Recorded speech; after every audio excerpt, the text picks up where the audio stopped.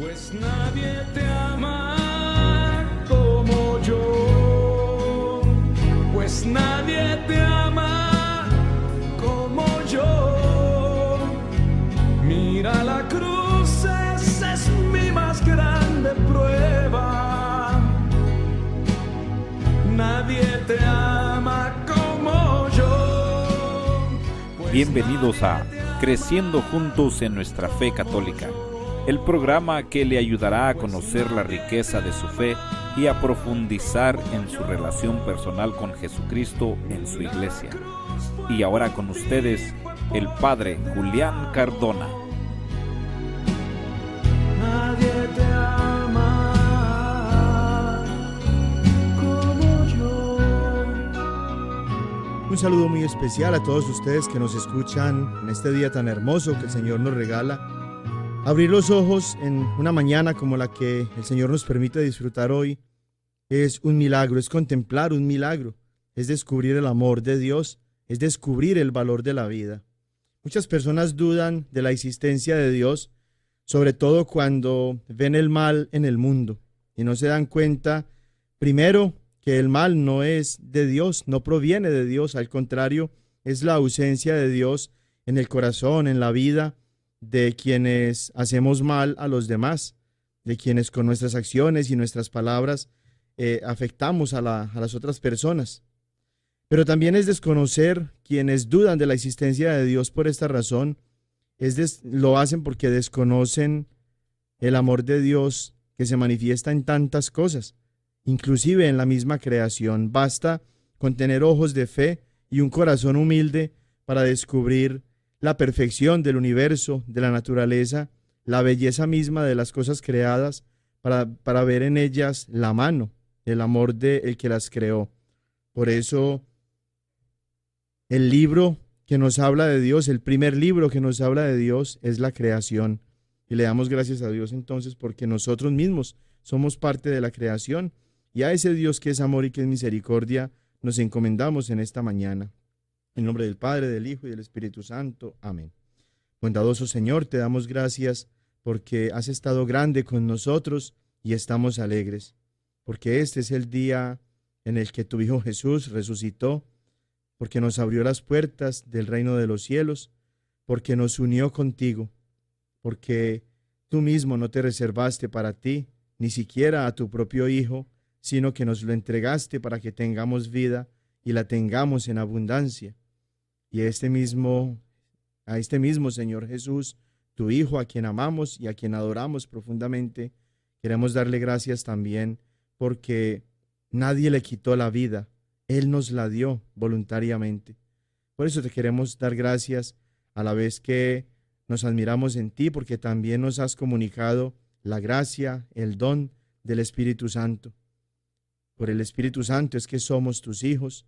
Por Él es que hemos venido a conocer quién eres tú, el gran amor que nos tienes, lo que esperas de nosotros. Por eso nos encomendamos a ti, Padre, Hijo y Espíritu Santo, un solo Dios en tres personas, para que camines con nosotros en este día, para que no permitas que nos alejemos de ti por el pecado mortal, para que no faltemos a la caridad a nuestros hermanos y hermanas, a nosotros mismos, a ti que eres el sumo bien, digno de ser amado. Te encomendamos este ratito que vamos a estar en alabanza, en conocimiento de tu santa palabra, profundizando en la intimidad contigo, para que cada vez más descubramos quién eres tú y que conociéndote te amemos más y que amándote te sirvamos cada vez con un corazón más dispuesto como nuestra Madre, la Virgen Santísima, que cumplió plenamente tu palabra y la meditaba en lo profundo de su corazón. Amén.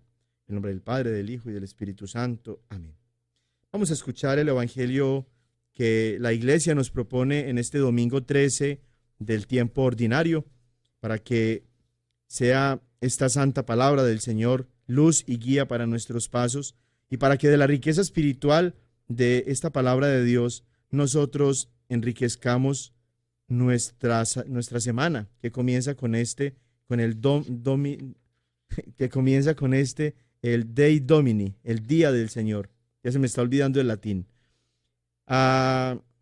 El Evangelio es el de Marcos capítulo 5, versículos del 21 al 43. Jesús pasó de nuevo en la barca a la otra orilla y se aglomeró junto a él mucha gente. Él estaba a la orilla del mar. Llegó entonces uno de los jefes de la sinagoga, llamado Jairo, que al verle cayó a sus pies y le suplicaba con insistencia: mi hija está a punto de morir. Ven, impón tus manos sobre ella para que se salve y viva.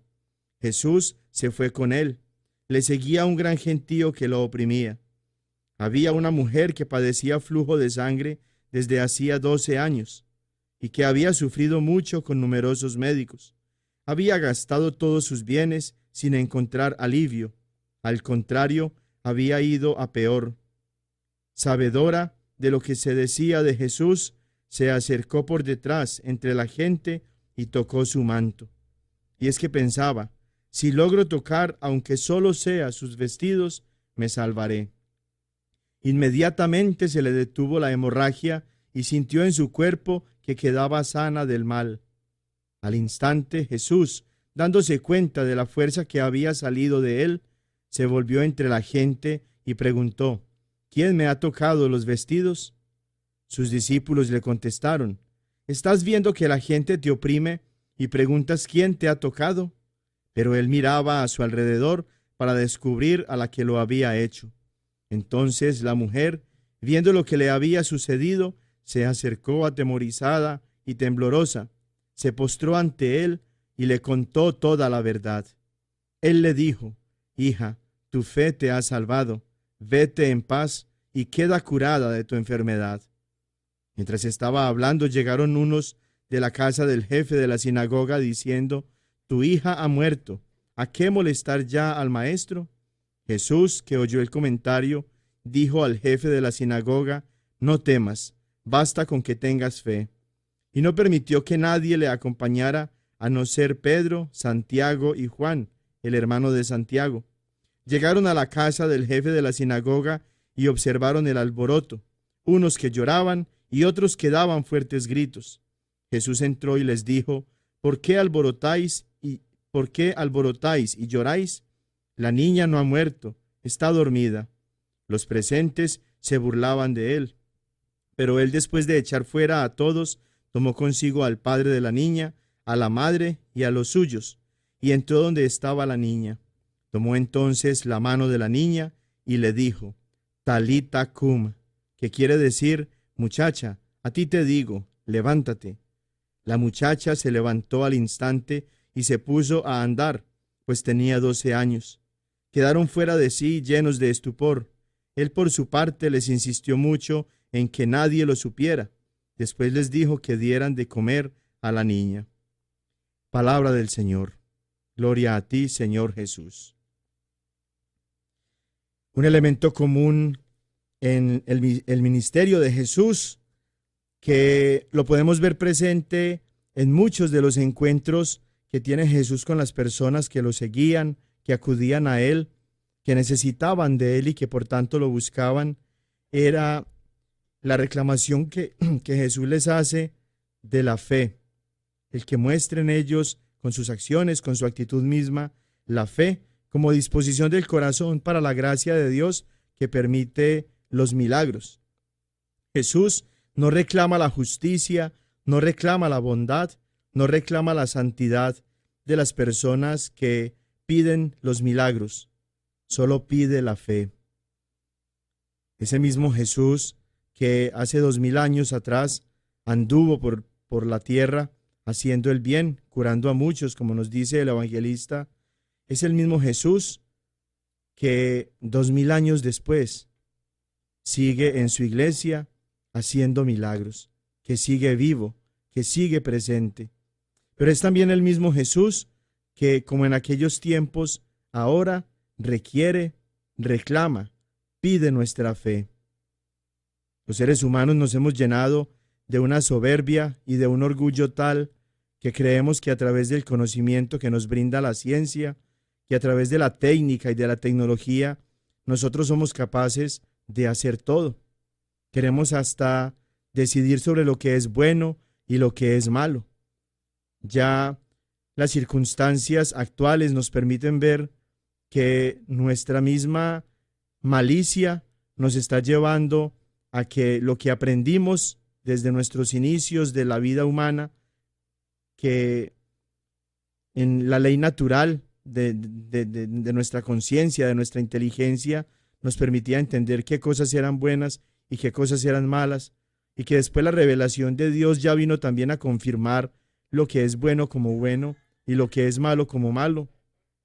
Lo que descubrimos en la actualidad es que ya nosotros estamos tomándonos la atribución de Dios de decidir sobre lo que es bueno y sobre lo que es malo.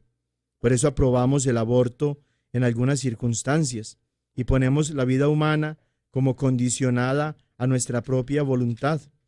Por eso estamos muchos a favor de la pena de muerte, por más que muchos nos decimos católicos y que tenemos esa contradicción en nuestra vida de fe.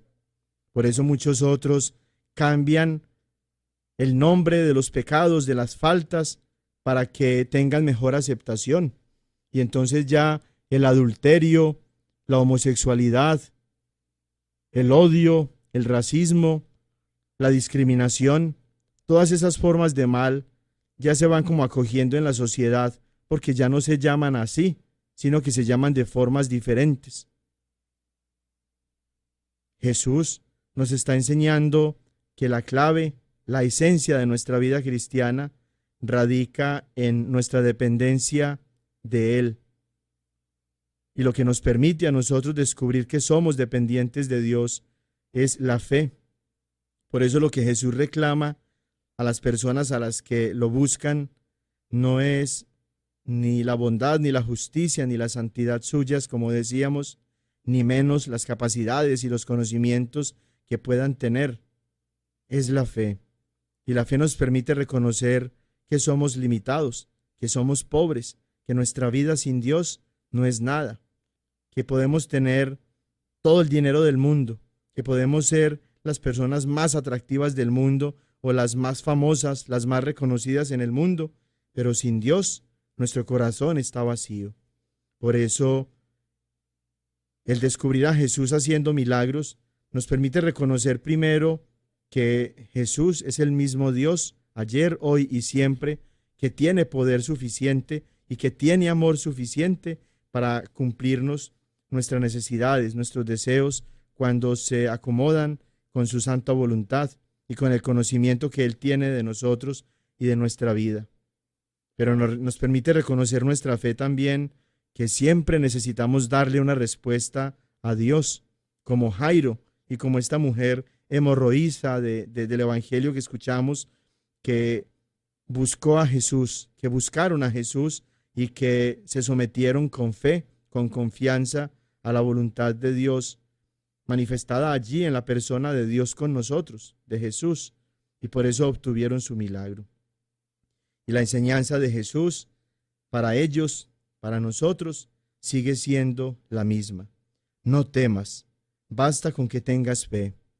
Seguramente tú estás pasando por momentos de dificultad, seguramente las circunstancias actuales tampoco te favorecen a ti.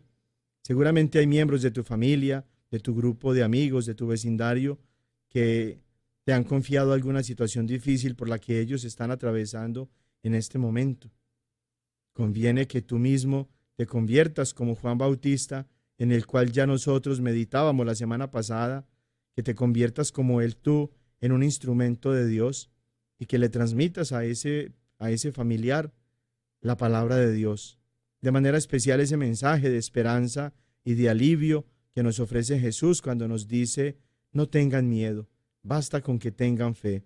En las dificultades de la vida, en los problemas de este mundo, en la enfermedad, en el dolor, en el sufrimiento, en las privaciones, en las relaciones difíciles que tenemos con los demás, basta con que tengamos fe.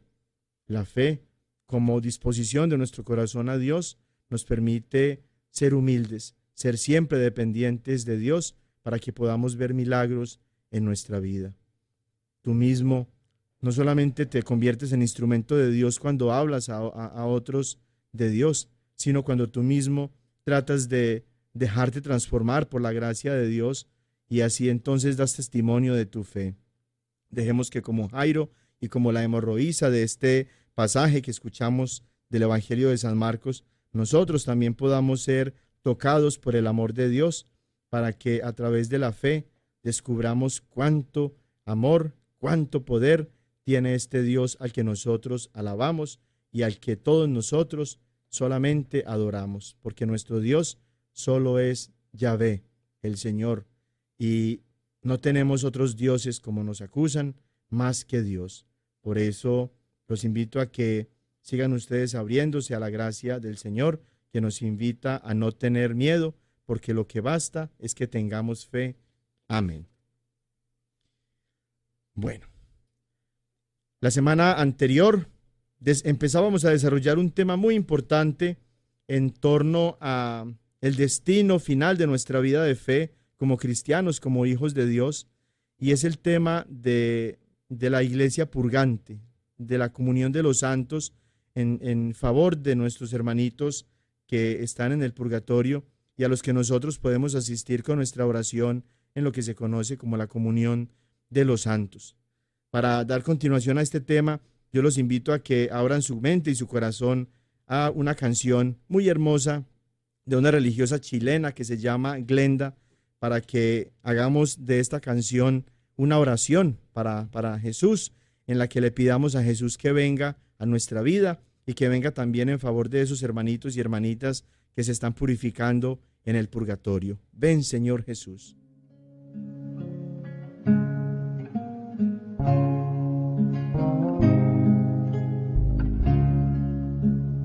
Ven, Señor Jesús, porque sin ti ya no hay paisaje. Ven, Señor Jesús, porque sin ti no hay melodías. Ven, Señor Jesús, porque sin ti no encuentro paz en nada. Sin ti mis ojos no brillan. La vida es poca cosa sin ti, sin ti, sin ti, sin ti. La vida es poca cosa.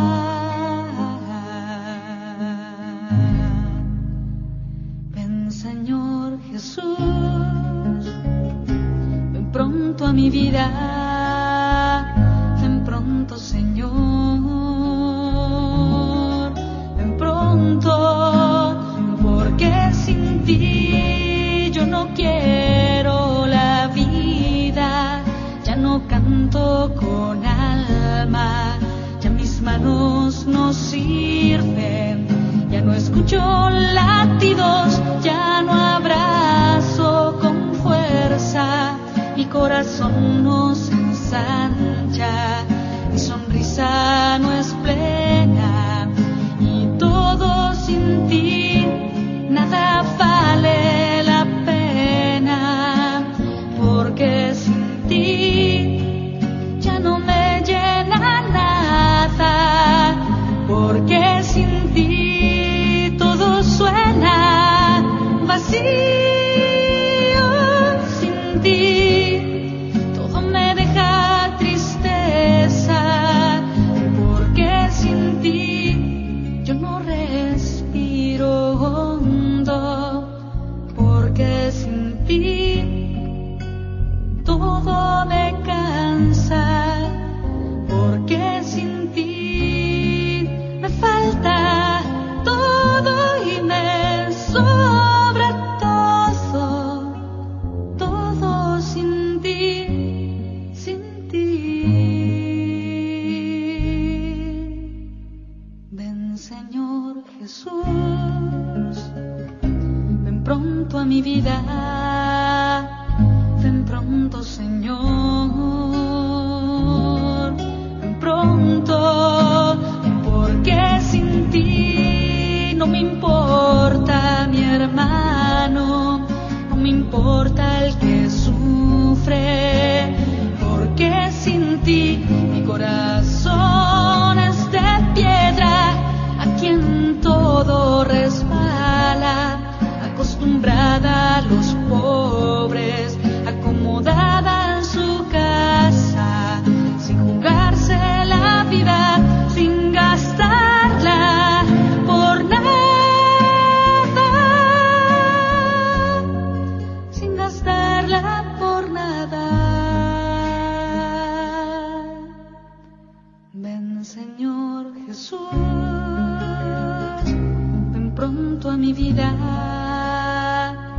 Ven pronto, Señor,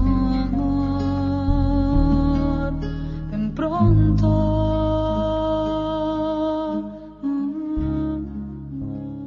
Ven, Señor Jesús. Qué hermoso mensaje y qué hermosa voz, qué hermosa canción de la hermana Glenda que nos recuerda que nuestra vida sin Dios no es nada y que Jesús es nuestra causa de salvación, que podemos tener todas las cosas en nuestra vida, pero si no está Dios en nuestro corazón, no tenemos nada. Nuestra vida está vacía.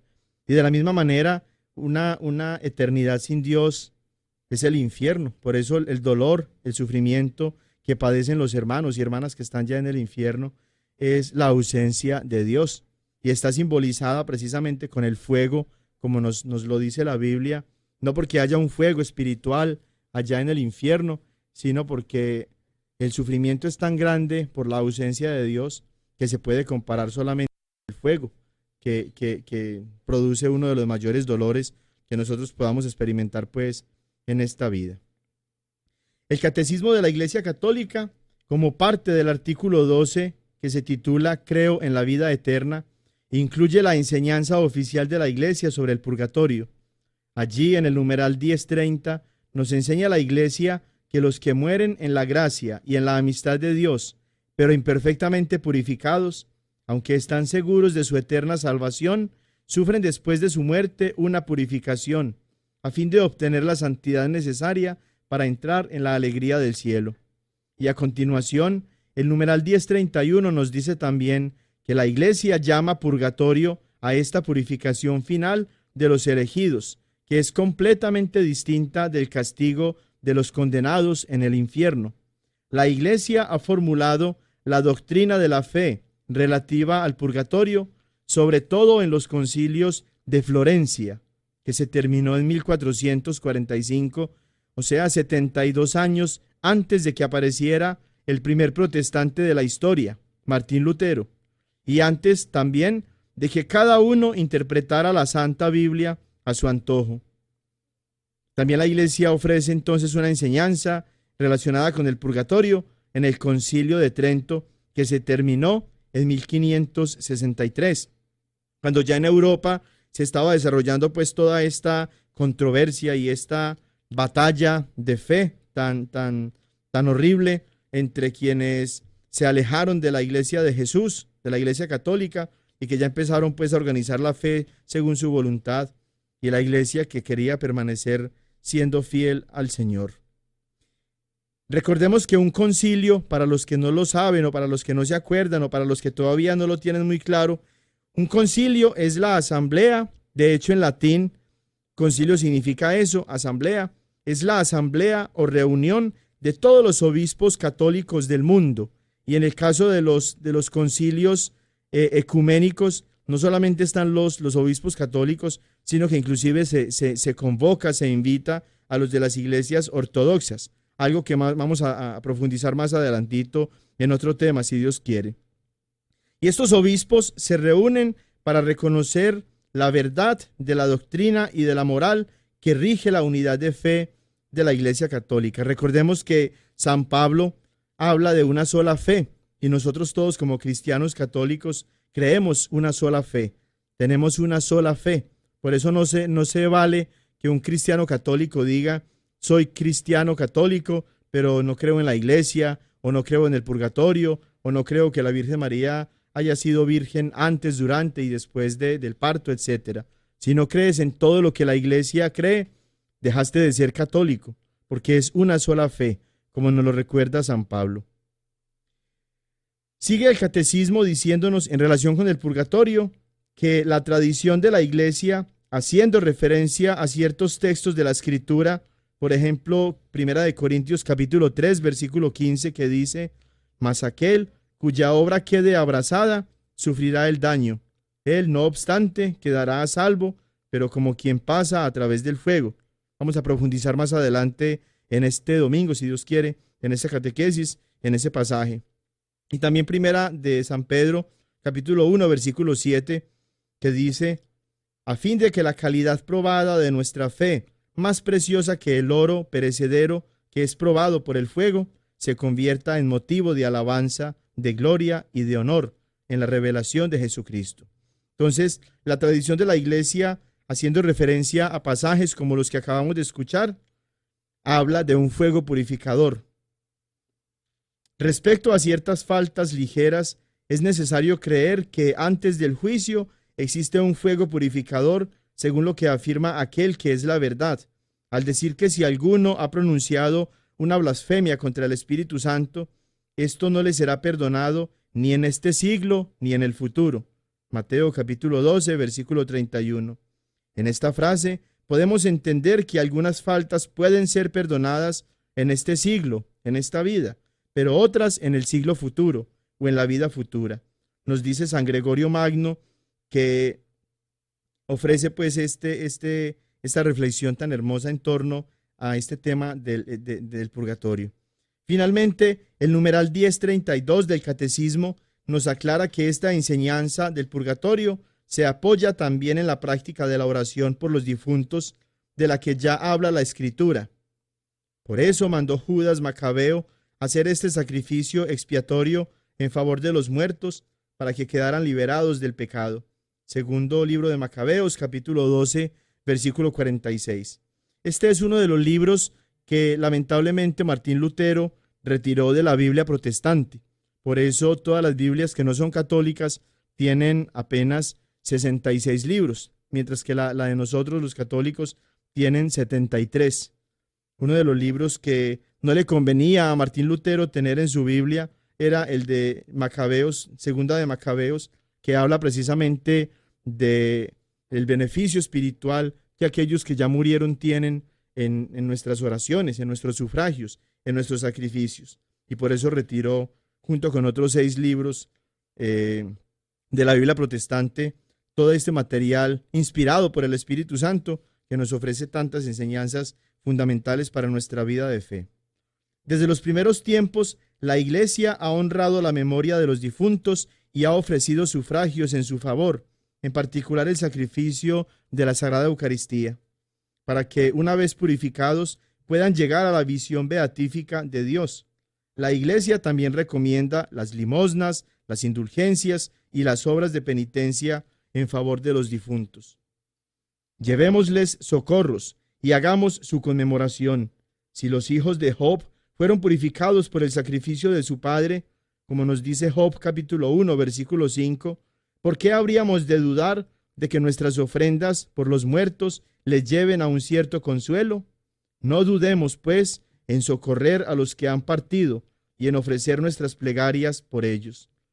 Este pasaje lo toma el Catecismo de la Iglesia de uno de los escritos de San Juan Crisóstomo. San Juan Crisóstomo es uno de los padres de la Iglesia. Nació en el año 347 y murió en el año 404, es decir, 1113 años antes de las herejías y errores de Martín Lutero y de sus seguidores.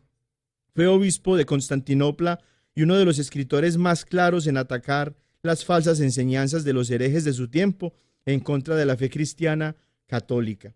Me gusta aclarar en relación con estas posturas de la Iglesia o de autores de la Iglesia católica de estos siglos, la diferencia que hay en el tiempo, en la historia, entre ellos y Martín Lutero. Porque es que es muy fácil que cualquier pastor de cualquier iglesia diga que son la iglesia de Jesús y tomen la Biblia como mal interpretada y mal utilizada para justificar sus errores, sus mentiras. Pero lo difícil es que nos muestren dónde estaba su iglesia en la historia, dónde estaba la iglesia que ellos fundaron en el año 100, 200, 300, en el año 800, en el año 1000. Es muy fácil simplemente tomar la Biblia y enredar a los incautos, confundir a los que ya están más confundidos y hacerlos perder. Pero en la historia, ¿cómo nos muestran dónde estaba su iglesia antes de lo que ellos están afirmando? Por eso, solo la Iglesia Católica tiene 2000 años y la historia misma nos lo comprueba, nos lo dice. De estos numerales del Catecismo, ya estábamos citando, el 1030, el 1031 y el 1032, podemos definir entonces lo siguiente. La Iglesia tiene solo 2 enseñanzas oficiales sobre el purgatorio. La primera es que el purgatorio existe. Y la segunda de estas enseñanzas oficiales es que nuestras oraciones ayudan a las almas en el purgatorio. Dios se revela como santidad interior perfecta. Nos dice el libro de Isaías en el capítulo 6, versículos del 1 al 3, lo siguiente acerca de la visión del profeta. El año de la muerte del rey Osías, vi al Señor sentado en un trono excelso y elevado, y sus haldas llenaban el templo. Unos serafines se mantenían erguidos por encima de él. Cada uno tenía 6 alas. Con un par se cubrían la faz, con otro par se cubrían los pies, con el otro par aleteaban, y se gritaban el uno al otro: Santo, Santo, Santo Yahvé Sebaot, llena está toda la tierra de tu gloria. Todos nosotros somos, por tanto, llamados a vivir la misma santidad. Habló Yahvé a Moisés diciendo: habla a toda la comunidad de los israelitas y diles: sed santos, porque yo, Yahvé, vuestro Dios, soy santo. Levítico capítulo 19, versículos del 1 al 2. Así como el que os ha llamado es santo, así también vosotros sed santos en toda vuestra conducta.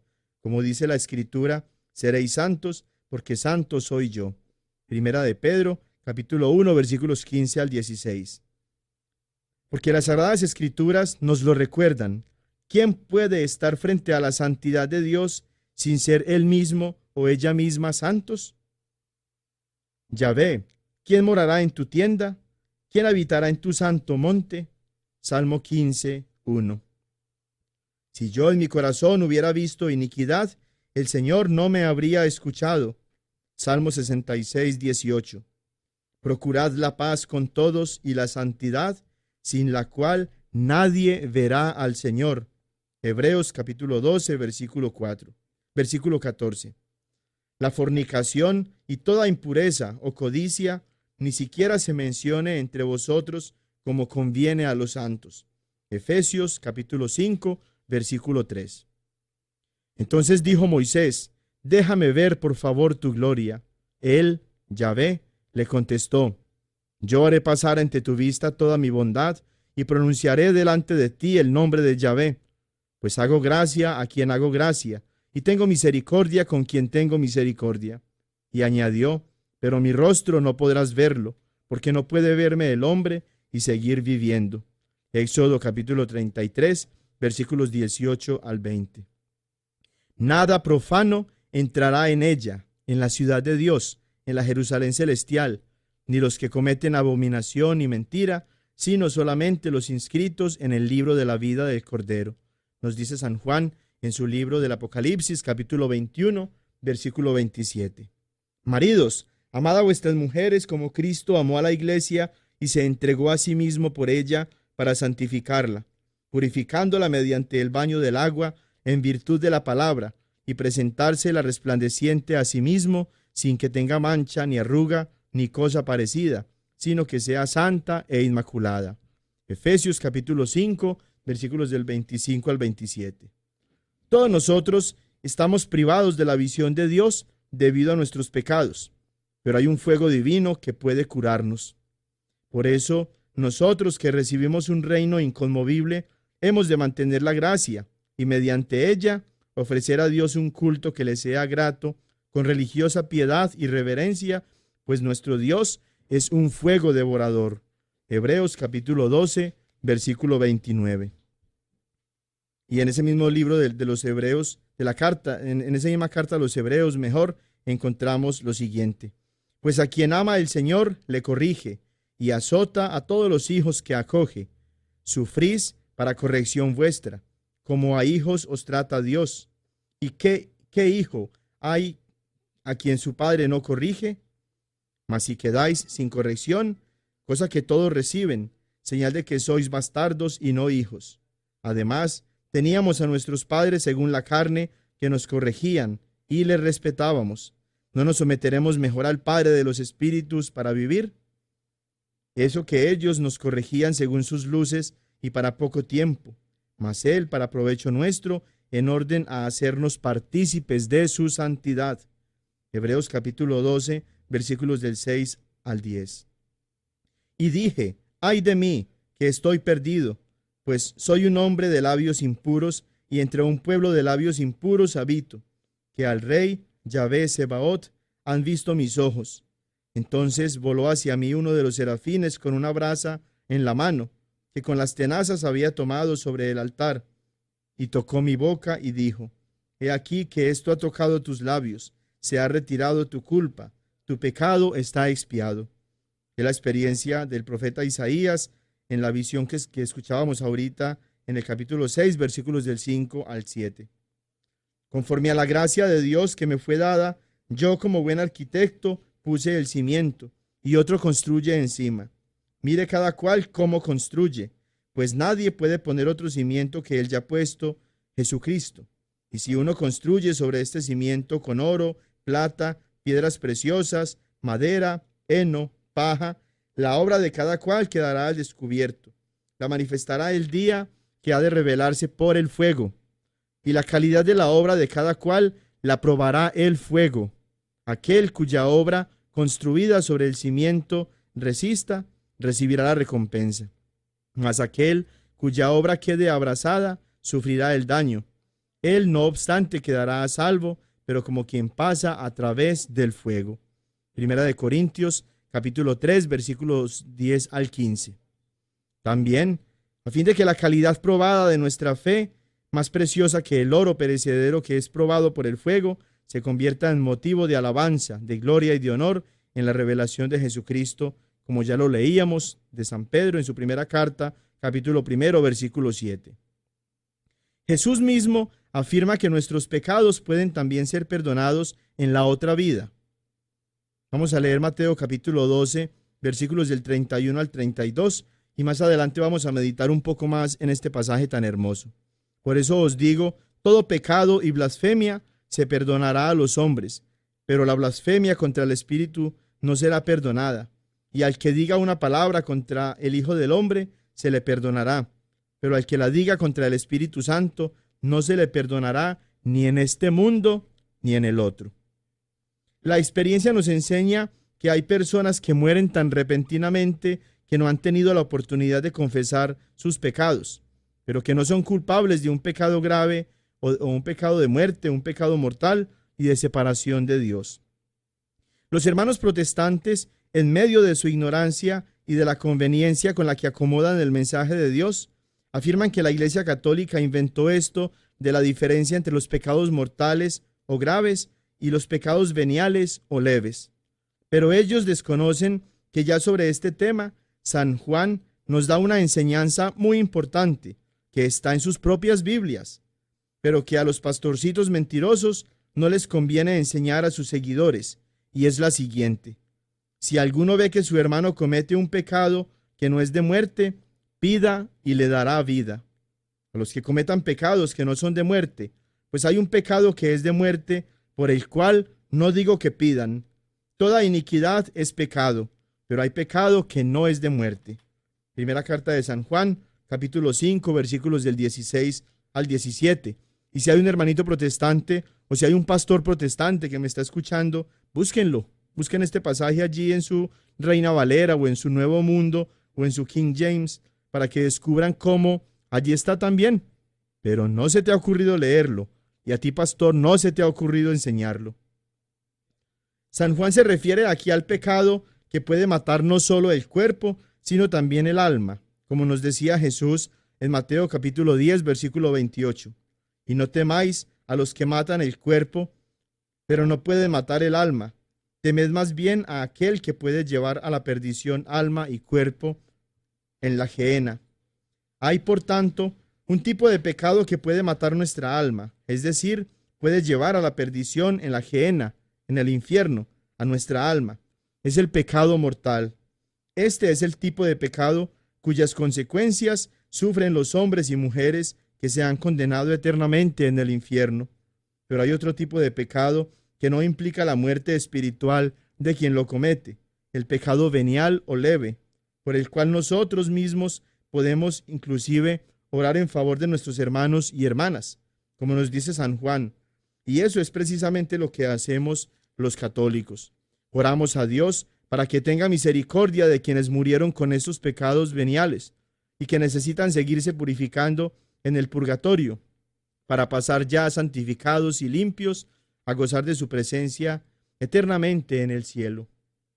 Pobrecitos los hermanos protestantes que no creen en la necesidad de la oración por sus familiares y amigos difuntos y que por tanto privan de esa ayuda espiritual enseñada ya en la Santa Biblia a todos aquellos que murieron sin estar totalmente limpios de sus pecados.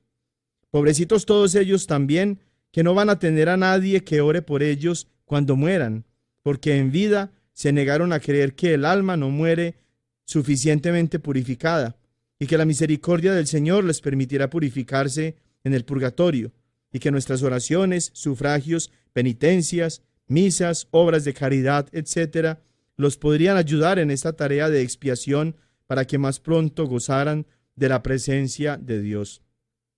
Aquí podemos meditar en cuánto daño le ha hecho a millones y millones de hombres y de mujeres desde Martín Lutero en adelante la enseñanza protestante tan equivocada de que ya están salvados. Por eso se dicen a sí mismos los ya salvados, los ya salvos. Ese creerse salvados no los ayuda, no los favorece para que con humildad reconozcan que tienen pecados y que necesitan hasta de la oración, de la intercesión de nosotros mismos para que puedan ser purificados y limpiados de todas sus faltas y pecados. Nadie está definitivamente salvado mientras estemos en esta vida.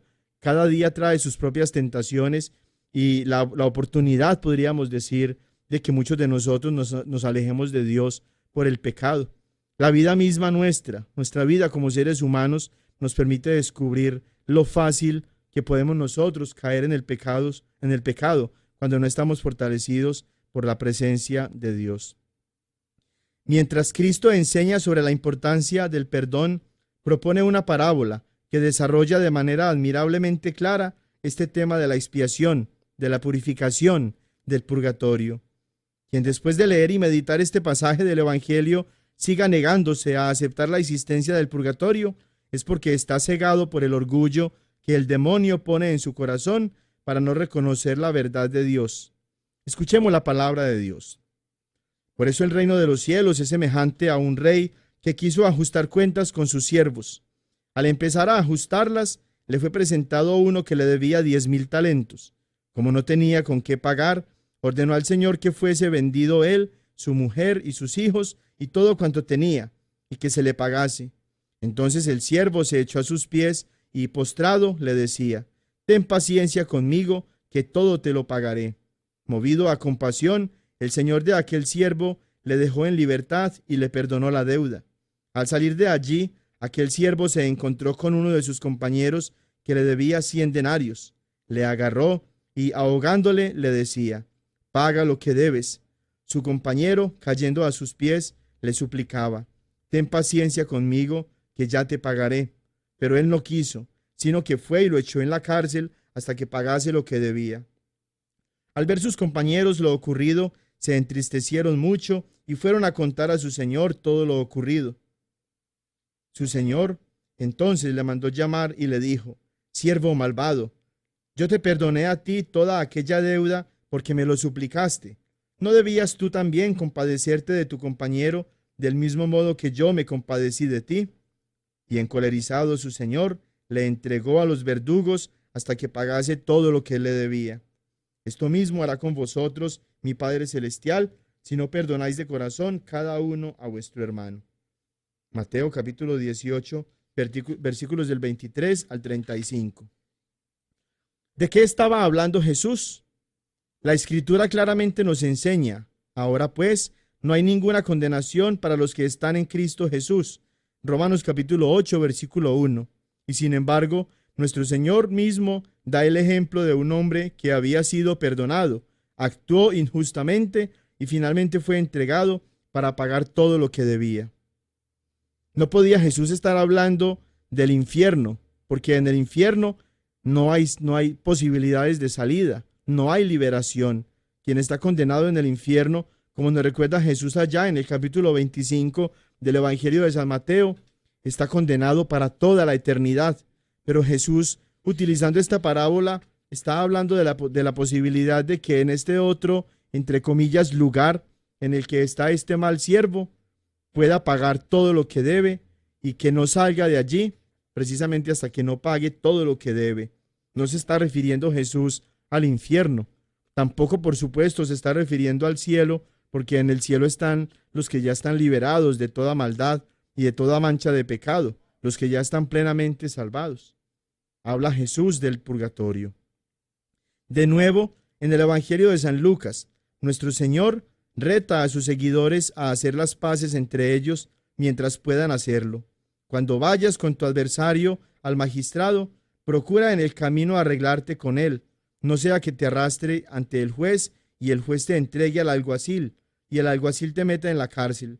Te digo que no saldrás de allí hasta que no hayas pagado el último céntimo.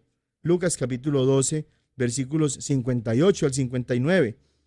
Aquí también Jesús está hablando de la posibilidad de salir luego de pagar todo lo que necesariamente se deba. No puede referirse Jesús al infierno porque, otra vez, quienes llegan al infierno no tienen esperanza de ser liberados, de ser salvados. Tuvieron su esperanza de salvación y de liberación durante esta vida y rechazaron a Dios. Muchos de ellos seguramente por creerse ya salvados y están ahorita en el infierno lamentándose por no haber reconocido que eran pecadores y que necesitaban de la gracia de Dios. ¿Está Cristo llamando al creyente que ha pasado por la sentencia de la condenación en el infierno para que viva una vida de justicia? De ser así, las enseñanzas de Jesús no tendrían ningún sentido. La enseñanza católica sobre el purgatorio, basada en los pasajes bíblicos que hemos estudiado, es que si al final de la vida terrenal de un cristiano esta deuda de justicia no se satisfizo totalmente, este cristiano será purificado en el purgatorio antes de entrar al cielo. Las enseñanzas de Cristo no contradicen esto, al contrario, lo confirman. En el Evangelio de San Mateo hay una tremenda confrontación entre Cristo y los fariseos, en la que lo acusan a él de ejercer autoridad sobre los demonios por el poder de Belzebul, el príncipe de los demonios. Mateo capítulo 12, versículo 24. Jesús entonces les advierte del pecado contra el Espíritu Santo y declara: por lo tanto, te digo, que todo pecado y blasfemia será perdonado a los hombres, pero la blasfemia contra el Espíritu no será perdonada.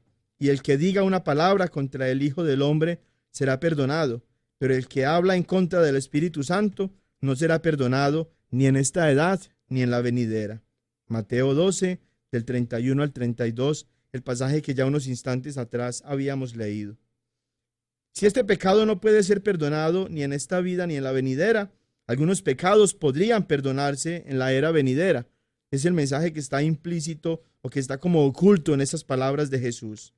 Sin usar la palabra purgatorio, Jesús presenta enseñanzas que están en armonía con la enseñanza católica sobre el purgatorio y que son totalmente imposibles de interpretar desde una perspectiva protestante. Este perdón de los pecados y la era venidera, la referencia a una prisión en la que no seríamos liberados hasta que hayamos pagado el último centavo, ciertamente no es el cielo o el infierno. Nunca salimos del infierno y el cielo no es una prisión. No está Cristo hablando de otra cosa, sino del purgatorio. El pasaje de San Pablo que mencionábamos hace unos instantes nos brinda también enseñanzas muy claras y contundentes acerca del purgatorio. Vamos a meditarlo con más detenimiento. Primera de Corintios capítulo 3, versículos del 10 al 15, nos dice entonces: conforme a la gracia de Dios que me fue dada, yo como buen arquitecto puse el cimiento y otro construye encima. Mire cada cual cómo construye, pues nadie puede poner otro cimiento que el que ya está puesto, Jesucristo. Y si uno construye sobre este cimiento con oro, plata, piedras preciosas, madera, heno, paja, la obra de cada cual quedará al descubierto. La manifestará el día que ha de revelarse por el fuego, y la calidad de la obra de cada cual la probará el fuego. Aquel cuya obra construida sobre el cimiento resista, recibirá la recompensa, mas aquel cuya obra quede abrasada sufrirá el daño. Él, no obstante, quedará a salvo, pero como quien pasa a través del fuego. Es importante reconocer aquí en primer lugar que San Pablo nos está mostrando que no hay otro fundamento que Cristo. En otras palabras, podríamos decir como nos recuerda el mismo San Pablo también, que el único que nos ofrece la salvación es Jesucristo. Pero es importante reconocer también cómo San Pablo está hablando de la necesidad de que sobre ese cimiento de Jesucristo, cada uno de nosotros con sus obras construya la obra de la salvación. Es decir, la Iglesia Católica afirma junto con los hermanos protestantes que la salvación ya nos la ofreció Jesucristo. Pero ojo, hermano protestante, ojo, pastor protestante mentirosito, no es automática la salvación. San Pablo mismo te está recordando que tú, con tus propias obras, tienes que construir sobre otro cimiento que no sea Jesucristo. No, sobre el cimiento de Jesucristo, es decir, en la salvación que ya Jesús te ofreció. Pero tus obras son las que construyen la obra de la salvación sobre el cimiento de Jesucristo. Por otro lado, el pasaje también es bastante claro. El oro y la plata, cuando se colocan en un horno, serían purificados. La madera, el heno, la paja, se quemarían. Cuando se hace esto, las Escrituras dicen que sufriremos pérdida, que sufriremos daño, pero que seremos salvados como a través del fuego. La imagen del purgatorio se hace más vívida y más clara a medida que seguimos leyendo este pasaje. ¿A qué más podría estar refiriéndose San Pablo? No puede estar refiriéndose al infierno, porque está claro que las personas que se someten a este fuego purificador del que él habla se salvarán, mientras que aquellos que están en el infierno se perderán para siempre.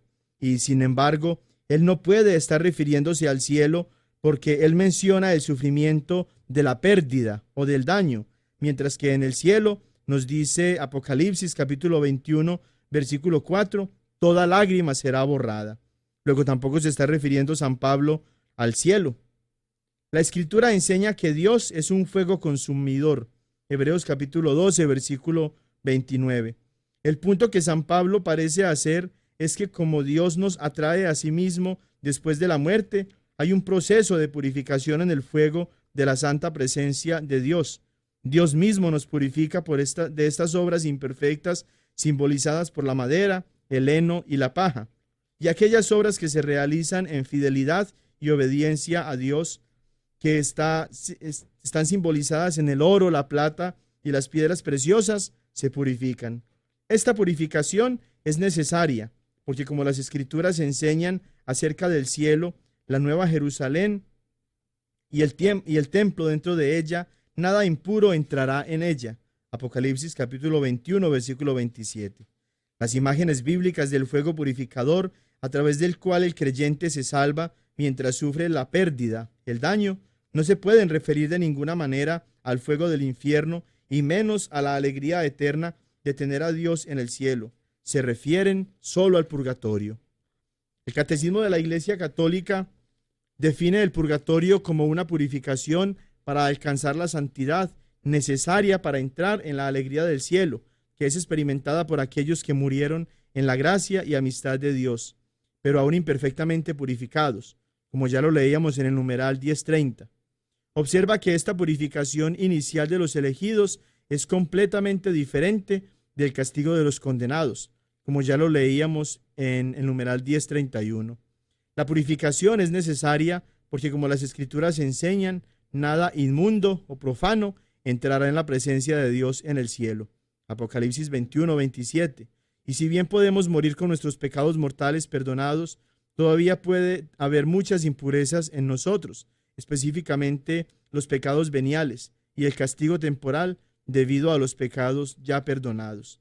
De ahí la necesidad entonces que nosotros tenemos de usar la ayuda espiritual de nuestra oración, de nuestra intercesión, como nos recordaba San Juan en su primera carta, para pedir por aquellos que ya al morir no pueden hacerlo por ellos mismos y que por tanto necesitan mucho de nuestras oraciones.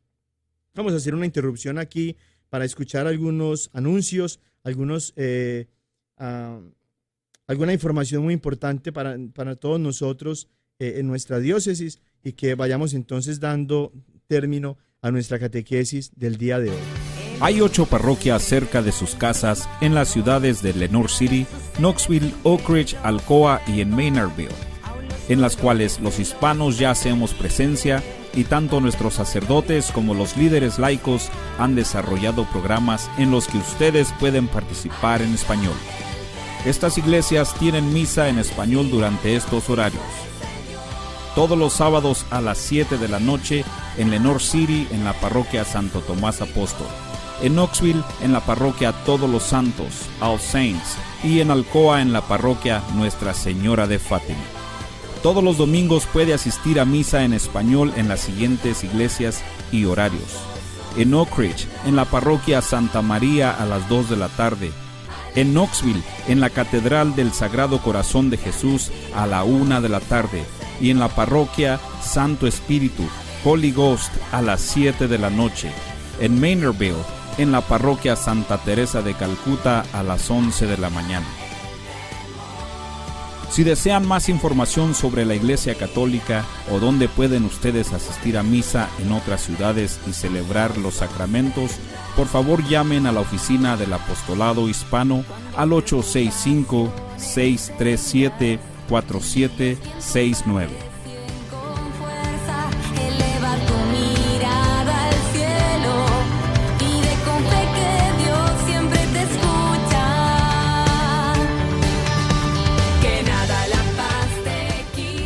También los invitamos a que le den like o me gusta a nuestra página de Facebook, La Cosecha DOK, para que se mantengan informados de todos los eventos de las diferentes parroquias y en la diócesis de Knoxville.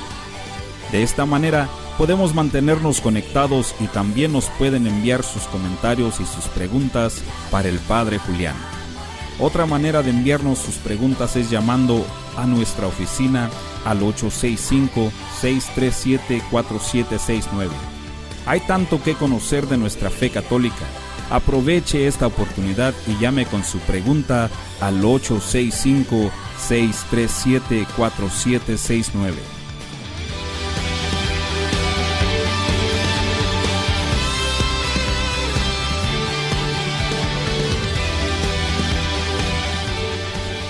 La Iglesia de Santo Tomás Apóstol de Lenoir City los invita a formar parte de su gran familia hispana. Ustedes están invitados a participar en el grupo de oración todos los jueves de 7 a 9 de la noche en el Centro de Vida Parroquial. La iglesia también ofrece clases de inglés y clases de español. Los invitamos al grupo de jóvenes y a los grupos de estudio de la Biblia. Para más detalles necesitan llamar a la oficina parroquial de lunes a viernes de 9 de la mañana a 4 de la tarde al 865-986-9885, 865-986-9885. También les anunciamos el horario del sacramento de la confesión, todos los martes a las 6 de la tarde en la iglesia. Los sacerdotes que hablan inglés y español los animan a que acudan a este sacramento regularmente. Y recuerden que todos son bienvenidos a la iglesia de Santo Tomás Apóstol de Lenoir City. Para anuncios de próximos eventos, por favor, vea La Cosecha. Qué tema tan importante y a la vez tan hermoso este del purgatorio, y qué sentimientos de solidaridad y de fe cristianas no se nos despierta a nosotros, aún en favor de los hermanitos protestantes que necesitan también, como nosotros, esa purificación de nuestros pecados. Por cuestión del tiempo ya no alcanzamos a profundizar en otro pasaje muy importante al que los invito a ustedes que profundicen allá en sus casas, que lo lean en sus Biblias.